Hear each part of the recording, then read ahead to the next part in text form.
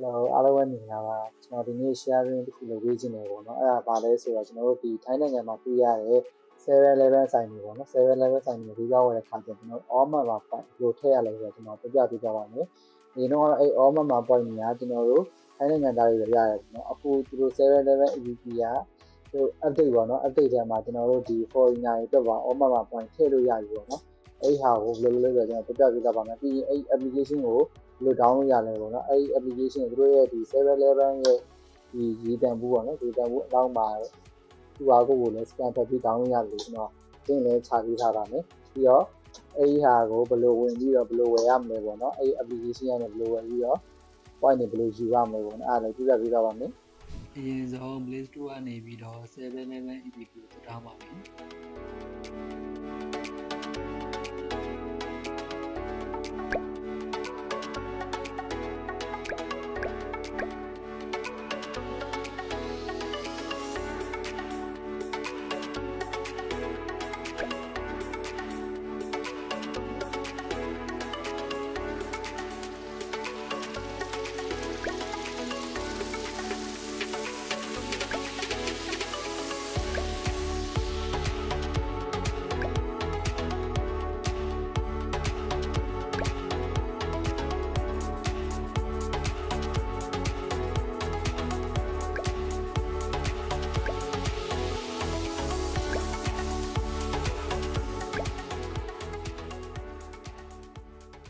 ဒီဗီဒီယိုလေးကြည့်ပြီးအားလုံးအစီအစဉ်ကြမ်းလိမ့်မယ်လို့မှတ်မိပါတယ်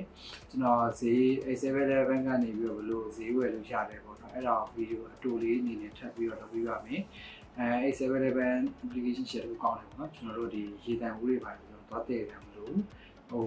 same application နဲ့လမ်းမှာလိုက်သူတို့လာပို့ပြီးတယ်ဟိုပို့ကလည်းပေးတယ်မလို့ပေါ့နော်ခုစားရရှိတယ်ဆိုတော့လမ်းပြီးတော့မှာလိုက်ပေါ့နော်နေစရာသူ 7-Eleven နဲ့ချိန်ပြီးတော့ရောက်လာတယ်ပေါ့နော်တခုရှိတာကကိုမှာတဲ့ပစ္စည်းတွေမရှိဘူးဆိုရင်တို့ဖုန်းဆက်ပြီးပြောတယ်ပေါ့နော်အခါကျရင်သူရဲ့ဒီ application မှာလုပ်ရှိတယ်ပေါ့နော်တဲမှာကျွန်တော်ရေးလို့ရရပေါ့နော်ငါထိုင်းနေလို့မဟုတ်ဘူးငါထိုင်းစကားမပြောတော့ဘူးအဲ့တော့အင်္ဂလိပ်လိုပဲပြောပြပါဆိုလို့အင်္ဂလိပ်လိုပေါ့နော်နှုတ်လေးမှာရေးပြီးတော့ထည့်ထားတဲ့အခါကျရင် delivery လာဖို့ဒီပစ္စည်းကိုကပစ္စည်းဝယ်လို့မရှိလို့ပေါ့နော်သူတို့ကလှမ်းပြီးတော့အစားထိုးပစ္စည်းထည့်လို့ရတာပါညာမေးတဲ့အခါကျရင်ကျွန်တော်တို့ပြောလို့ရတယ်ပေါ့နော်အခါကျရင်တော်တော်လေးအဆင်ပြေတယ်ပေါ့နော်အဲ့ဗီဒီယိုလေးတစ်သက်တစ်ခုလုပ်ပေးပါအောင်မယ်နောက်ဗီဒီယိုတွေမှာတွေ့ကြပါမယ်